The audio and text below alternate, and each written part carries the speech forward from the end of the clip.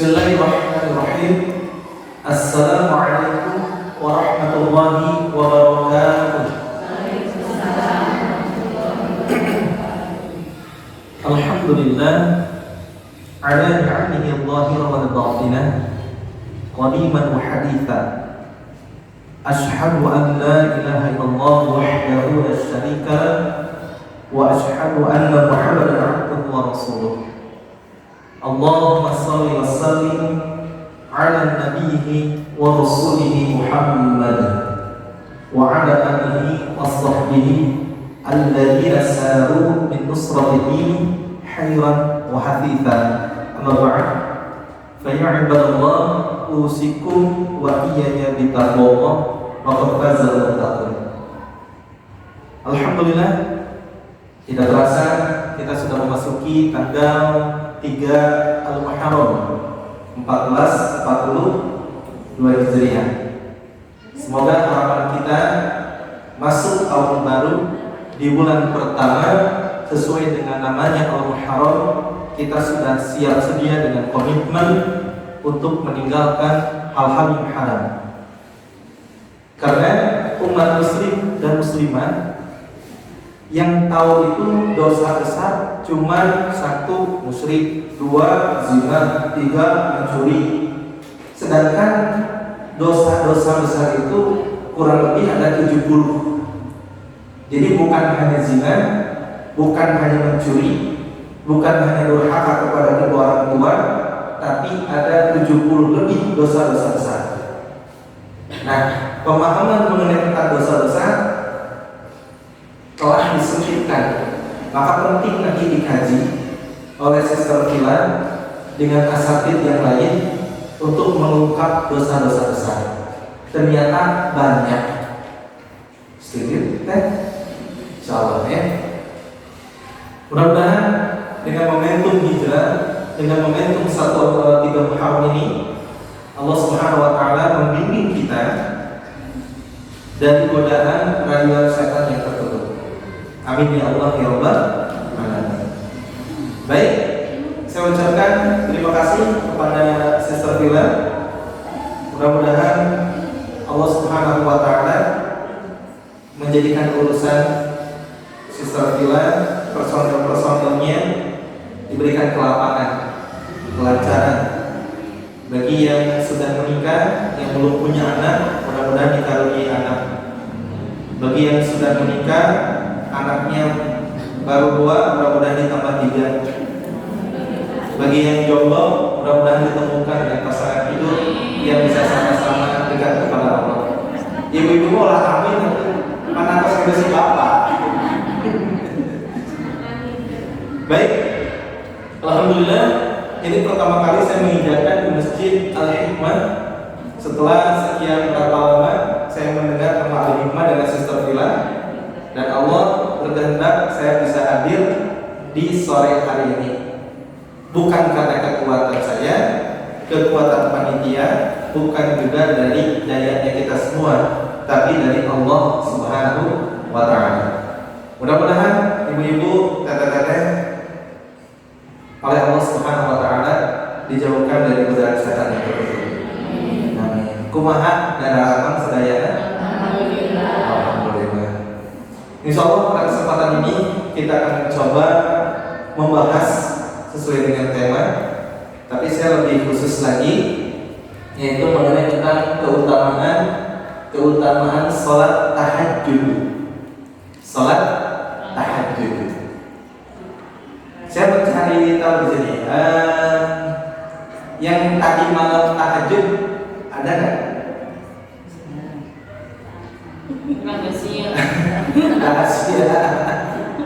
Rahasia Ustaz, tapi disebut dia.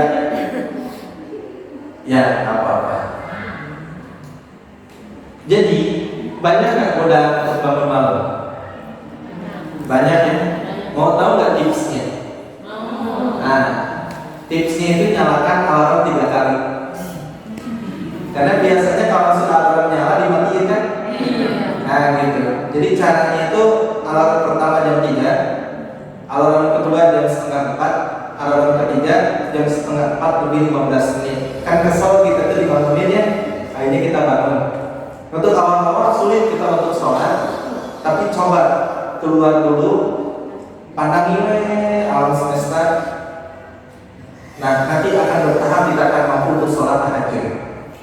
Apa maknanya? Kita akan bahas. Apa keutamaannya? Kita akan bahas. Kurang lebih ada 9 bahasan, ada 9 keutamaan. Sudah siap semuanya? Hati dan pikirannya sudah di sini? Insyaallah. Karena saya khawatir pikiran kita semua seperti sholat. Pikirannya kemana, hatinya kemana, ucapannya kemana, fisiknya di masjid. Gak sinkron. Kerasa gak Bu? Tadi sholat asar, ada yang lupa rakaat ketiga atau keempat? Ini 4-3 kayak gitu. Nah itu godaan setan yang tertutup. Jadi godaan kita itu ada 4. Saya baca dalam salah satu kitab. Nama kitabnya itu adalah Minhajul Abidin karya Imam Al-Ghazali. Beliau menyebutkan ada 4 cobaan manusia. Yang pertama adalah dunia, yang kedua adalah manusia, dan yang ketiga setan, dan yang keempat apa yang keempat? Syahwat. Itu gede gitu. Maka kerasa nggak? Contoh saja, cobaan kita, ujian kita adalah setan. Ibu-ibu kerasa nggak bahwa setan itu musuh yang nyata bagi kita? Kerasa nggak serangan-serangannya?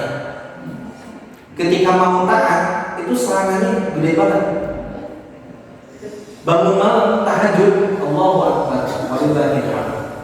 Itu kok sulit banget gitu. Mau bangun jam 3 udah bangun, malah duduk kan udah jam 3:30 gitu. Tuh bantu, udah ada nih, Allahu Akbar. Udah gitu, mau tepat waktu karena bangunnya udah bangun, tidur lagi, bangun lagi, nggak sempet ke WC, mules gini. Wah udah, ke WC dulu, Allahu Akbar, komat udah, bablas. Nah, insya Allah pada kesempatan ini akan ada pembatalan. Mudah-mudahan minimal dalam 1 minggu ada 3 atau 4 kali kita bangun. Kalau perempuan yang haid berarti akan ada masa jeda antara 7 sampai 15 hari. Gitu ya. Baik. Ini yang pertama, ini keajaiban sepertiga malam itu apa saja. Langsung kepada keutamaan ya. Yang pertama adalah keutamaannya, siapa yang membiasakan salat tahajud, ia akan mendapatkan kedudukan terpuji dari Allah Subhanahu wa ta'ala. Bu, kalau dipuji sama teman dengan dipuji sama Pak Lurah sama rasanya berbeda. Dipuji sama teman dengan dipuji sama Pak Lurah rasanya sama atau beda? Beda. Dipuji sama Pak Lurah dengan dipuji sama wali kota rasanya sama atau beda? Beda. Ke manusia aja ada bedanya. Sekarang mau nggak dipuji sama Allah? Nah, ajarkan dengan cara apa? Ini salah satunya tahajud. Jadi ya, seneng nggak? Contoh, kita dikasih pujian sama teman aja begini, seneng nggak? Senang ya? Nah ini yang suka sholat tahajud, tapi kok kenapa hidupnya malah banyak keluh kesah dipertanyakan tahajudnya. Orang yang suka tahajud tapi masih ragu ke Allah dipertanyakan tahajudnya. Karena gini, orang yang tahajud dia dapat pujian dari Allah. Ketika dia dapat pujian dari Allah, rasanya ada atau nggak ada? Ada atau enggak? Dipuji dengan tidak dipuji ada rasanya kan? Contoh saya gini, ini ibu atau teteh? Siapa? Ibu atau teteh? Teteh. Teteh siapa? Anggia. Teh Anggia. Teh Anggia, saya menghadap ke Teh Anggia. Kerasa nggak? Saya gini ke Teh Anggia. Kerasa nggak? Kerasa. Saya ke Teh Anggia begini, hebat. Rasa nggak? Tapi kalau saya ke Teh Anggia bentar ya, kerasa nggak? Bedanya ketika dia begini dengan Beda. enak yang mana? Nah. Ustaz, persoalannya Ustaz itu nampak ketika ngasih jempol dan ketika mau ngasih kaki. Tapi kan Allah nggak nampak. Oke. Bu, bayangkan ada rumah sudah tidak diisi 50 tahun. Lampu tidak ada, banyak sarang laba-laba. Malam-malam saya suruh ibu diam di sana, mau atau tidak? Mau atau tidak? Kenapa? Jin goib kan? Kok kenapa ke jin ngerasain bahwa jin ada di sana tapi Allah enggak? Aneh kan? Aneh. Sekarang gimana? Allah kan maha nyata, tapi kok kenapa Allah nggak terasa? Karena salah satunya ketika kecil itu banyak tersimpan di otak bawah sadarnya itu film Susana yang si bokir, sate langsung kemas sate berapa tusuk 100. Nonton vampir, nonton film horor, mendengarkan radio serem, awas tadi jaban, pakai jendela, teknolog.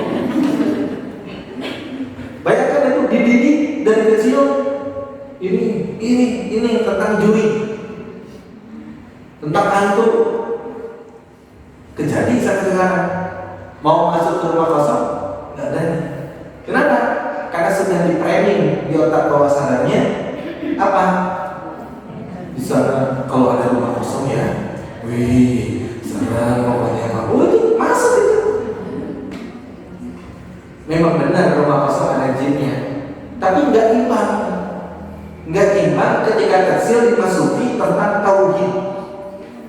Nah, lihat di sana ada bulan. Kelihatan nggak ada talinya? Nggak. Ada tiangnya? Nggak. Kalau ada manusia bisa ciptain benda, tidak ada tali, tidak ada tiang, tapi bisa terbang sendiri. Kamu bilang apa orang itu? Karena kan ada gitu. Kalau saya nanya ke ibu, jawabannya apa? Kalau ada orang bikin benda tanpa tali, tanpa tiang, tapi bisa melayani orang itu gimana? Hebat. Allah setiap detik menunjukkan kehebatannya, kekuasaannya. Tapi kok kenapa nggak bagi tangan kita? Betul nggak? Aneh kan? Ini ibu, makanya ngaji itu wilayah rasa harus dikaji juga. Saya gini bu, ada cerita. Kita itu baik ke orang karena orang itu baik. Tapi kalau orang itu kita sebel, kita nggak baik sama itu. Mau nggak mengakuinya? Saya pas waktu itu naik motor dari Seki ngajar. Saya bilang ke dalam diri saya, menyampaikan sebuah pesan gitu kan ke dalam diri saya kayak gini. Ya saya sampaikan juga ke nabinya, meskipun nabi sudah tidak ada fisiknya, tapi kan dia luapan rasa rindu ke nabi ya. Wahai nabi, untuk yang kau praktekkan secara zahir saja, aku masih malas-malasan mempelajari apa yang kau lakukan, mengatakan apa yang kau katakan. Aku masih malas-malasan, waktuku banyak kurang hanya untuk masa dunia. Apalagi tentang hatimu, wahai Nabi. Hatimu begitu bersih. Ketika banyak anak kecil melemparimu di Taif, tapi tak sedikit pun rasa dendam yang ada pada dirimu. Tapi aku, wahai Nabi, umatmu, wahai Nabi, ada orang yang menyinggung sedikit aja, kok sakit, wahai Nabi, kok jadi gak enak sama orang itu. Kerasa gak? Nabi itu kan gak begitu. Kecuali kalau agamanya diusik, baru Nabi marah. Dan marahnya juga bukan karena nafsu, tapi marah karena tuntunan. So sekarang tentang hatinya Nabi itu, rata-rata kita itu baik sama orang karena orang itu baik sama kita. Tapi kalau orang itu menghina kita, jangan diharap orang itu mendapat belas kasihan dari kita.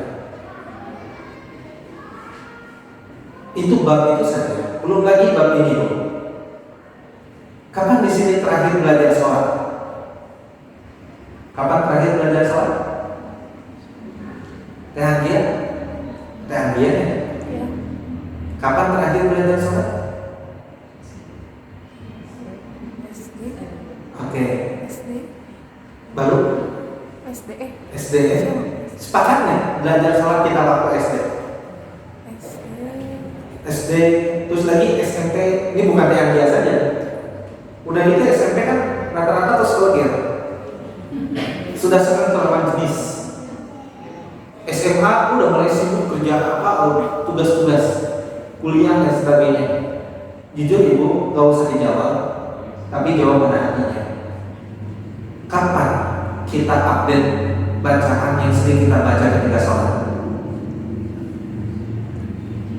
Kita selalu baca Allahu Akbar, Allahu Akbar kabir walhamdulillahi katsira wa subhanallahi bukratan wa asila.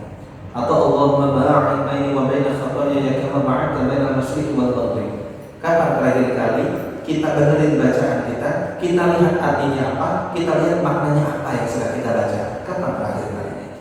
Cukup buat renungan saja. Terus lagi, ketika sholat kita baca ta'awud. A'udzu billahi minasy syaithanir rajim. Kapan terakhir kali kita membenarkan bacaan ta'awud kita? Tahu tentang arti ta'awud dan tahu makna ta'awud itu seperti apa. Contoh, aku berlindung kepada Allah dari godaan setan yang terkutuk. Ibu, kalau ibu dan teteh ada takut pada seseorang, terus di depan ada yang bisa nolongin kita, kira-kira minta tolongnya beneran atau bohongan? Misalkan ada yang ganggu teteh-teteh, di depan ada bapak kita, bakal ngejar gak ke bapak kita? Bakal laporan gak ke bapak kita? Ngomongnya sungguh-sungguh atau bercanda? Coba cek ta'awud kita. Ketika kita menyatakan, ya Allah, aku berlindung kepadamu dari godaan syaitan yang terkutuk. Kerasa nggak kita butuh perlindungan dari Allah? Atau Allah syaitan terkutuk? Biasa aja. Dan kerasa nggak itu syaitan itu musuh yang nyata itu, kerasa atau enggak?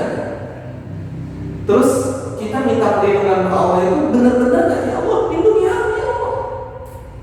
Syaitan udah profesional tuh. Hidup kita dengan syaitan lebih lemah setan dan metode godaannya dari sana. Ta'awudnya, terus al-fatihahnya. Al-fatihahnya. Bismillahirrahmanirrahim. Artinya apa? Maknanya apa? Alhamdulillahi rabbil alamin. Ar-Rahmanir-Rahim, Maliki Yawmiddin, Iyyaka na'budu wa iyyaka nasta'in. Ketika kita bilang Iyyaka na'budu wa iyyaka nasta'in, artinya apa?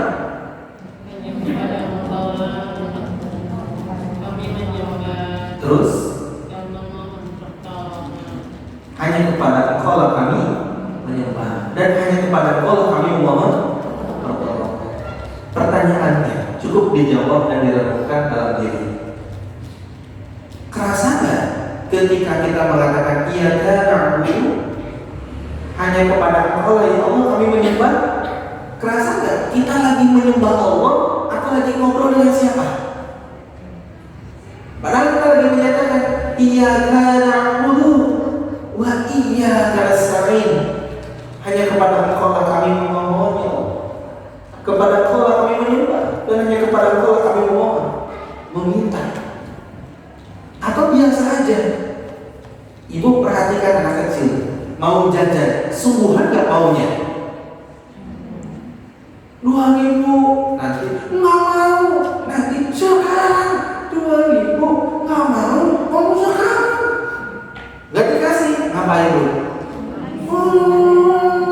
Oh itu gimana perasaannya bu? Aduh dia bodoh kayak saya gitu. Itu sungguh-sungguh nggak marahnya? Iya kan dulu ya Allah. Hanya kepada Engkau lah aku menyembah. Dan hanya kepada Engkau lah kami mohon pertolongan. Ya, jadi rasa mau itu nampak kerasa dalam batin itu. Ini benar. Yang saya obrolin paham nggak Bu? Ya, teruskan. Oke. Jadi rasanya itu kerasa ketika kita bilang. Terus kita minta ihdinas siratal mustaqim. Artinya apa? Ini ketika baca ihdinas siratal mustaqim harus terasa bahwa kita itu memang butuh jalan yang lurus dan kita takut kalau seandainya tersesat dari jalan Allah. Nah, coba Al-Fatihahnya. Gitu ya. Kenapa ini seorang yang sholat tahajud itu sangat dipuji sama Allah? Karena di dalam sholat itu dahsyat semuanya, bacaan-bacaan semuanya. Cuma terkadang dilupain. Oke, ini evaluasinya. Terus tentang ruku'nya, tentang ruku'. Ruku'nya masih lurus atau enggak? Atau misalkan ruku'nya yang gini. Begitu. Padahal kan ada tekniknya ruku itu. Ada tekniknya. Mau tahu tekniknya? Nah, ini kalau dipakai tahajud enak. Ini saya pelan-pelannya, tapi kalau lagi sholat nggak begini. Ini pelan-pelan. Kan lagi mempraktekkan. Pan kita begini. Nyimpannya di mana? Di sini, di sini, di sini, atau di dia? Ada macam-macam. Menyentuh. Jadi ada yang di sini, ada yang di sini, ada yang hadap bujang. Kayak tadi. Jadi macam-macam. Ya. Oke. Nah, kan gini. Ini kakinya lurus atau begini? Lurus ya. Nah, ini lurus. Ini posisi begini. Mata kemana? Nah, jangan baca tulisan di depan. Atau gimana? Kerasa nggak kalau ada orang yang liatin kita ketika sholat? Kerasa nggak? Ada orang liatin? Pertanyaannya, ketika sholat merasa nggak diliatin sama Allah? Nggak ya? Anehnya. Padahal Allah ada gitu. Baik, ini kan gini. Ini kan ngangkat tangannya kalau perempuan sih di sini aja. Mau di sini juga nggak apa-apa. Ya. Ini saya di sini. Atau di sini juga nggak apa-apa ya. Dua hadisnya, sini, sini. Yang nggak ada itu, nah itu salah. Batasannya di sini, pundak atau telinga. Ketika pelan, nih ini baru ini begini. Ini tuh jatuhnya gini Bu. Jatuh, ini pelan-pelan. Dan sampai di sini, ini tertarik. Jantung sejajar dengan otak. Udah gitu, ini tangan mencengkram lutut. Ini kepala jangan gini, tapi gini. Dan tangan jangan digini, tapi agak sedikit dibuka. Oke. Saya sekarang di sini posisinya. Berarti kan ini Allahu Akbar. Ini pelan-pelan kan? Pelan-pelan. Sehingga ini tertarik. Ini lurus dengan kepala, sejajar jatuh dengan kepala. Udah gitu ini tangan masuk ke lutut. Jangan di sini. Ngomong kia. Ini ya. Nah, ini. Biar lebih kerasa, praktekin sekarang. Coba berdiri. Biar harus kerasa. Harus kerasa. Ini praktek latihannya dulu ya. Praktek latihannya dulu. Baik. Coba tangannya gini. Nah ini ya. Nah ini gini. Sudah semuanya? Setelah itu coba turunkan pelan-pelan. Pelan-pelan turunkan. Terus.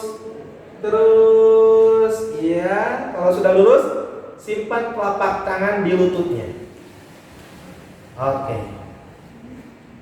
Baik, sekarang berdiri pelan-pelan. Ya, berdiri pelan-pelan.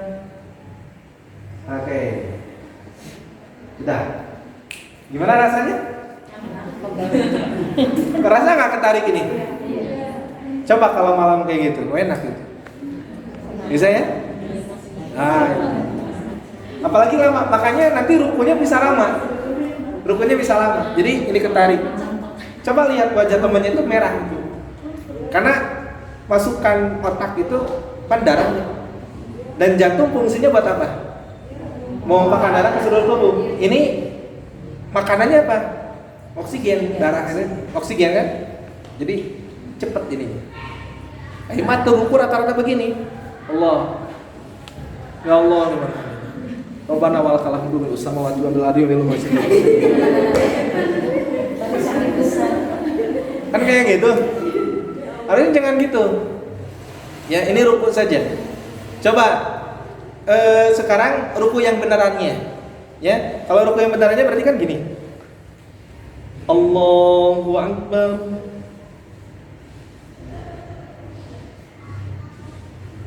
Ya, bisa? 1, 2, 3. Tangannya seperti ini. Allahu Akbar.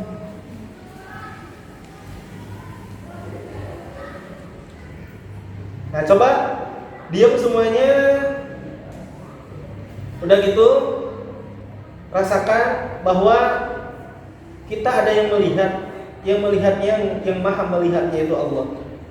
Dan ketika posisinya sudah nyaman, maka ucapkan Subhana rabbiyal azim wa bihamdi, atau Subhana rabbiyal azim, Subhana rabbiyal azim, Sami'allahu liman hamidah.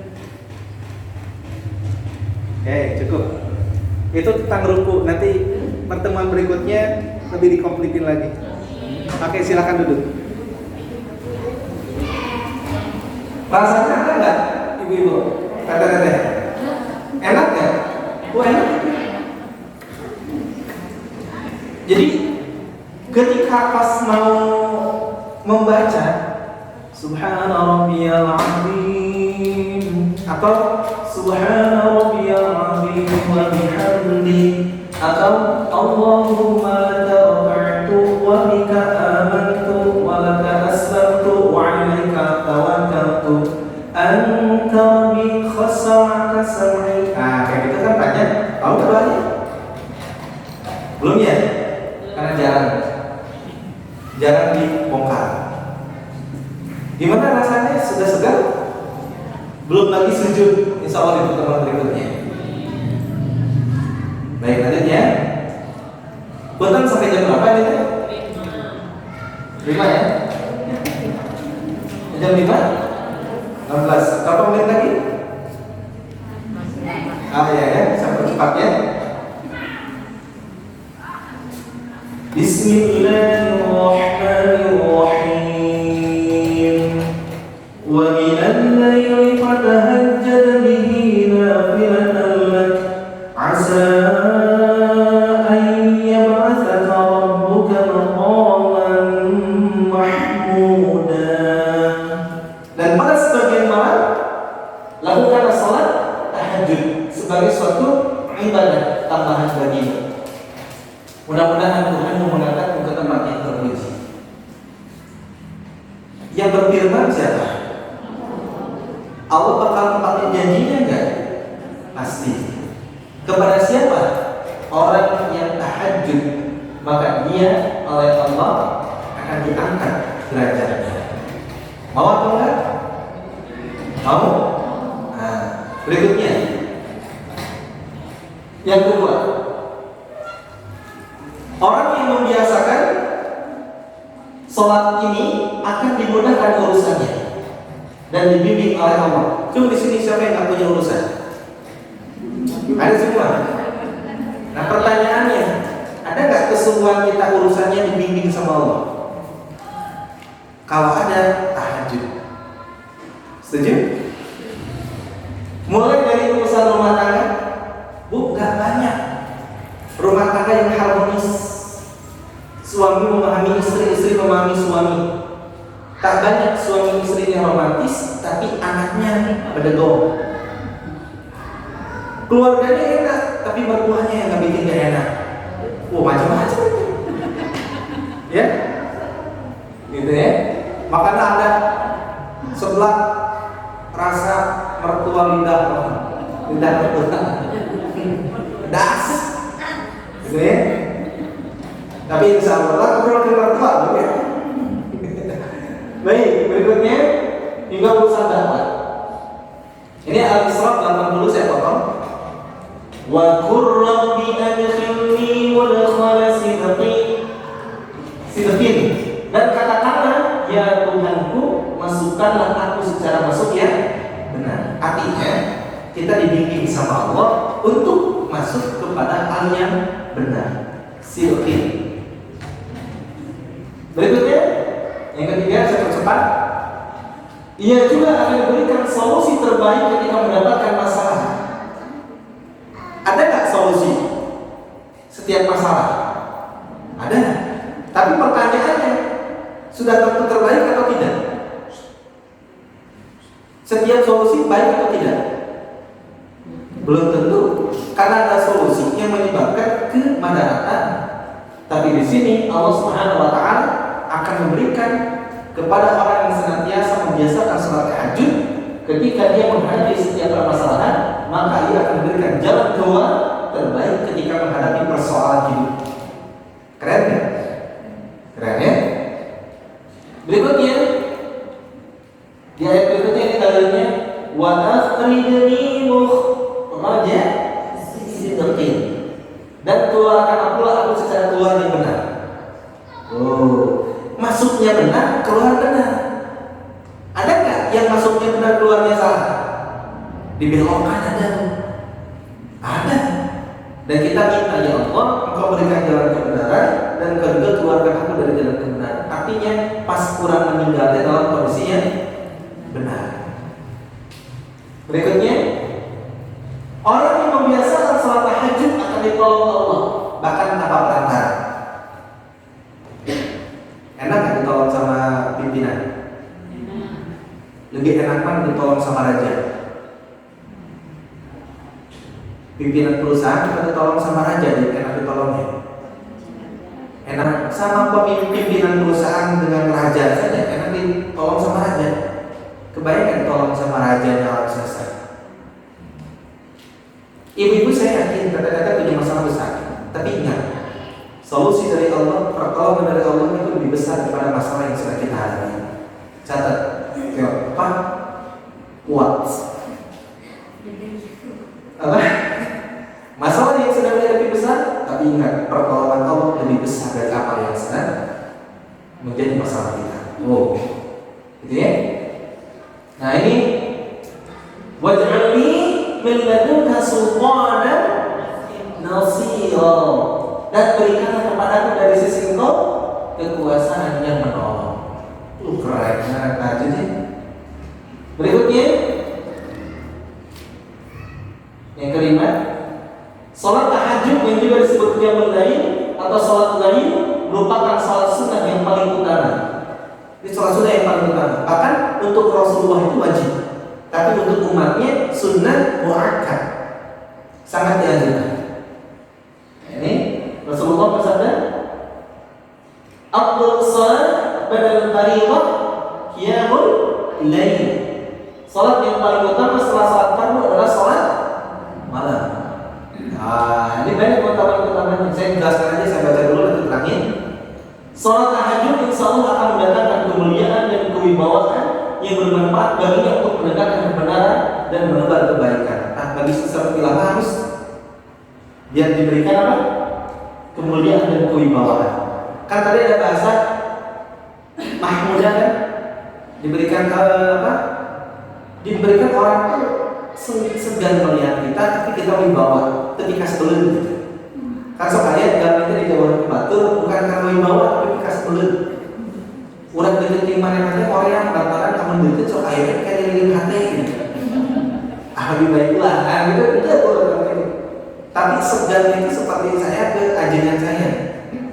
Itu ketika beliau datang tuh gak mendekat itu bukan karena Pika geuleuh, tapi karena takdim saya ketika dipanggil baru nyerokeun gitu. Kalau santri kan gitu. Lamun teu dipanggil maka waktu nyamperin kajian kan kecuali kalau urgen. Nah, ini dan ketahuilah bahwa kemuliaan dan kewibawaan seorang mukmin itu ada pada sholat malamnya. Jadi kumaha tuh menurut para sholat malam dipertanyakan kemuliaan dan kewibawaan yang di hadapan Allah. Allah kan sudah ngasihnya bangun gitu kan. Seperti malam sholat gitu kan. Kita malah bobo gitu kan ya. Karena ketika pas mau tidurnya nyetel dulu YouTube gitu kan. Nyanyi dulu. Nyanyi itu di apa? Nyanyi cinta yang masih muda-mudi. Apa ada lagu ini? Yang apa hapusnya aku di sini ini terus ibaratnya karunya aja harusnya aku yang di sini nyanyi ayo kamu busetan nih ya sekarang jam 11 jam 12 jam 1 begadang pas rek syukur ada pikiran. Astagfirullahaladzim. Ibu-ibu nonton kayak drakor pikir kaki kisah yang haru sekali. Terus bugar, bugar tinggalin sama aku yang patut. Drakor kan galeri sih meskipun laki-laki. Betul kan? Galeri kan? Sama semua aja sama semua. Oke, 7. Sholat ini merupakan kebiasaan orang-orang soleh terdahulu. Maka siapa yang saat ini senantiasa mengerjakannya, maka ia pun tercatat sebagai orang yang soleh. Sebagaimana mereka. Orang yang soleh tempatnya di mana? Sudah. 8. Ini hadisnya. Biasakanlah dirimu untuk sholat malam, karena hal itu tradisi orang soleh sebelum kamu. Mendekatkan diri kepada Allah, menghapus dosa, menolak penyakit, dan mencegah dari dosa. Itu sholat tahajud. Keren gak bu? Keren ya? Ke-8, setiap orang pasti memiliki dosa. Mau tanya, coba di sini yang nggak punya dosa. Yang sedikit dosanya ada? Aduh, dari ngacu. Anu rada seueur dosa. Anu syukur bisa. Ah, imat kenalan aku. Lagi mungkin muka ayah. Sedetik si loba. Sebutkan loba, enak ceritanya bisa naon. Akhir ngacu mah. Oke. Dosa-dosa yang kecil bisa berukuran dengan menjalankan salat sunnah ini sebagaimana hadis di atas. Justru kita harus takut dengan dosa-dosa kecil. Karena dosa-dosa kecil itu jangan ditobati. Maka kemarin ketika di akhir tahun kita memohon kepada Allah, ya Allah, jika kami pernah melaksanakan dosa, sedangkan kami lupa untuk meminta ampun kepadamu, maka di akhir tahun ini kami memohon ya Allah untuk dihapuskan semua dosa-dosa kami. Kan kayak gitu. Saking banyaknya melakukan dosa, akhirnya kita lupa untuk meminta ampun. Nggak biasa. Contoh, ada tetangga beli HP baru, lihat hatinya senang atau enggak? Nggak senang kan? Pasti ngeredit dari hari. Kan gitu. Kalau begitu dosa kayak gitu. Padahal belum tentu ngumpul kan? Ya, kan lagi ngumpul kan? Nah, itu ngumpul kan tuh. Saya juga suka ngumpulin baru beli kan gitu. Ya. Coba cek apakah bahagia nggak ketika temennya beli HP baru atau kita pamer. Juga dijutek. Coba lihat temennya, saudaranya, tetangganya beli motor baru. Ini cenderungnya sedang motor elektrik. Kalau beli motor aerok, awas itu nggak sama kan? Nggak usah. Orang yang sih dikasih eta. Nah, orang tadi kurang sulit, dibalas sulit kurang.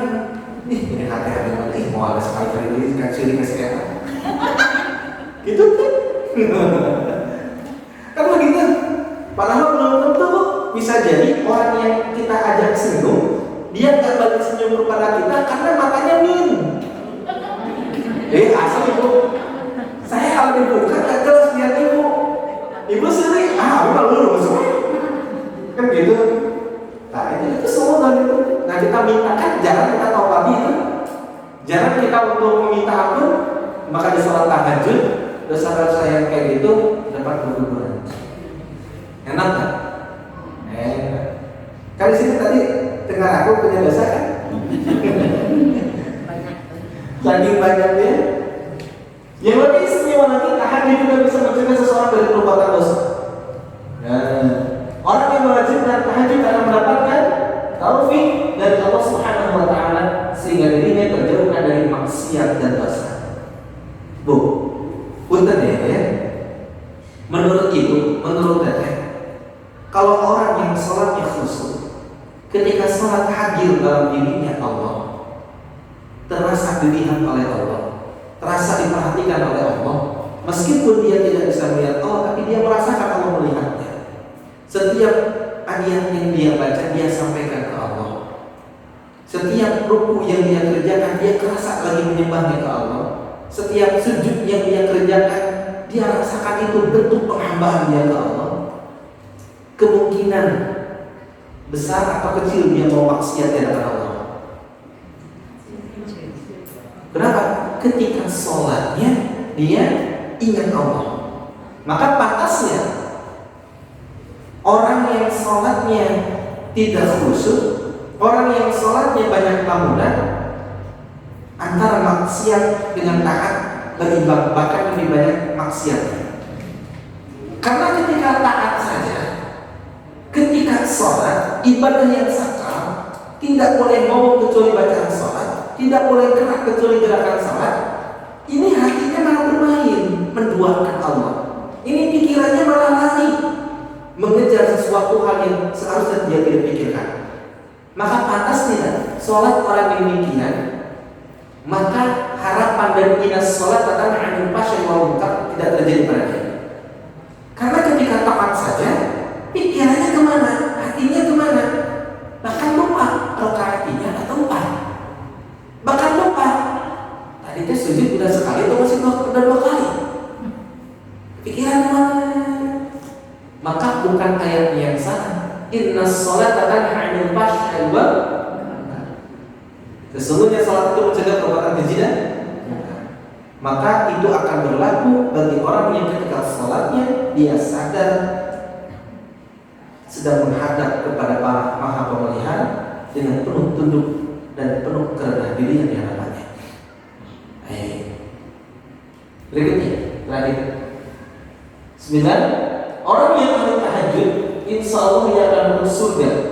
Sebab salat ini merupakan salah satu kunci masuk surga. Sebagaimana sabda Rasulullah SAW, wahai manusia, sebarkanlah salam. Assalamualaikum. Ulakir, mikum. Dijawab, salam. Gitu ya. Ulakir, assalamualaikum. Terpushir. Tapi itu sis. Assalamualaikum. Ulakir, waalaikum. Gitu kan? Jadi bel. Waalaikum. Waalaikum. Itu enggak bel. Jangan ya. Satu sebarkanlah. Apa ini? Berilah makan orang-orang yang membutuhkan. Tadi Sister Tila ada program lihat di YouTube-nya pas waktu corona membagi-bagikan asupan harta. Bapak yayasan di jamaah, keren. Dukung. Gitu ya? Ada program itu kan ya? Nah, itu dukung. Terus tadi apa? Sambungkan silaturahim. Jangan kasih antara diri manja. Dan sholatlah pada malam hari ketika orang lain sedang tidur. Nah, kita mau masuk orang yang sedang tidur atau sedang memohon kepada Allah? Niscaya kalian akan masuk surga dengan sholat. Ini ada dari saudara Nabi ya, dari sholat itu aja. Kalau saya yang ngomong ibu nggak percaya. Tapi kalau Nabi yang bicara, kalau Nabi yang bersabda, ibu harus percaya. Begitu ya? Teteh juga harus percaya. Cuma teteh ibu kan kita masih teteh, oh jangan. Terus ibu-ibu mau orang kene, tapi tidak meskipun terus ibu dah tapi ya cuma mau kene. Baik, ibu. Ada waktu berapa menit lagi untuk tanya jawab? Oh iya, nanti kasih kode aja. Orang yang salat memang harus disiplin. Allahu Akbar. Dia sudah siap. Di sholat diajarkan disiplin. Di sholat diajarkan untuk fokus.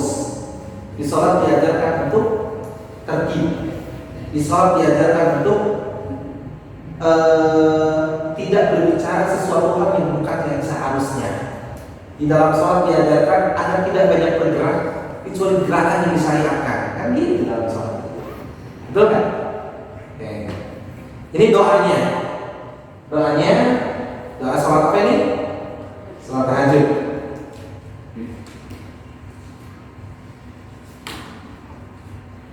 Lihat ini doanya, tapi lihat dari hadis. Dari Ibnu Abbas dia berkata, jika Rasulullah Shallallahu Alaihi Wasallam sholat tahajud di malam hari, beliau berdoa, Allahumma lakal hamdu anta nurus samawati wal ardh. Ibu lihat ini gedung keren gak ya? Lebih keren mana yang di belakang gedung ini? Tapi kok kenapa? Ketika lihat bangunan yang tinggi kita kagumnya luar biasa. Tapi lihat langit, ada tiangnya nggak langit? Nggak ada. Ini contoh nih, saya seorang arsitektur ya, membuat bangunan ada atap, ada alas, tapi nggak ada tiang. Ibu menyaksikan, ibu kagum nggak sama saya bu? Wih, hebat ini. Ini atapnya kemana talinya ini? Mana tiangnya nggak ada? Kagum ibu teh, betul nggak? Waduh, kan gitu ya? Langit ada tiangnya nggak? Ada keretakan nggak? Pernah nggak pandangin langit dan sambil mengatakan ke Allah, ya Allah, Engkau maha besar ya Allah. Ya Allah, Engkau maha hebat ya Allah. Ya Allah, kekuasaan tak terbatas, kekuatan tak terbatas ya Allah. La ilaha illallah, tiada Tuhan selain Engkau ya Allah. Kebanyakan kita Cuki buat Ustaz kali kita enak aja. Banyak ngobrolin Allah, tapi nggak ngobrol sama Allah. Banyak ngobrolin tentang Allah, tapi nggak ngobrol sama Allah. Ngobrolin Allah bagus dan memang harus naik kelas. Apa? Ngobrol dengan Allah. Contoh, Allah maha hebat nggak? Maha kaya nggak? Kita ceritain Allah maha kaya. Lebih banyak mana ceritain Allah maha kaya atau kita ngomong ke yang maha kaya? Ya Allah, Engkau maha kaya, Engkau maha baik, Engkau maha pengasih, Engkau maha penyayang, Engkau maha melapangkan. Tak ada yang bisa menghalangi sesuatu hal yang Engkau kehendaki, dan tak ada yang bisa mencegah sesuatu hal yang Engkau kehendaki. Aku mohon ya Allah, aku lagi kesulitan ya Allah. Kesulitanku besar, tapi aku yakin pertolongan lebih besar. Aku mohon ya Allah, berikan petunjuk kepada aku ya Allah. Nah, itu ngobrol kayak gitu. Sering gak bro? Cik ibu Ustaz baru ngobrolin Allah, ngobrol dengan Allah Ta'ala kan? Coba sekarang banyak ngobrol dengan Allah. Ibu komplain dengan suaminya, ya Allah, kok suami saya beda? Ketika awal dia ingin mendapatkan saya, betapa romantisnya ya Allah. Banyak kata indah yang keluar dari lisannya, sehingga akhirnya telingaku tidak kuat untuk menerima kata-kata itu ya Allah. Sehingga akhirnya hatiku kepak-kepak ya Allah. Tapi ya Allah, sudah 1 tahun 2 tahun berlalu rumah tangga dengannya ya Allah, tidak muncul lagi kata-kata romantis ya Allah. Malahan ke perempuan lain yang romantis ya Allah. Sakit hati ya Allah. Lebay sih Bu.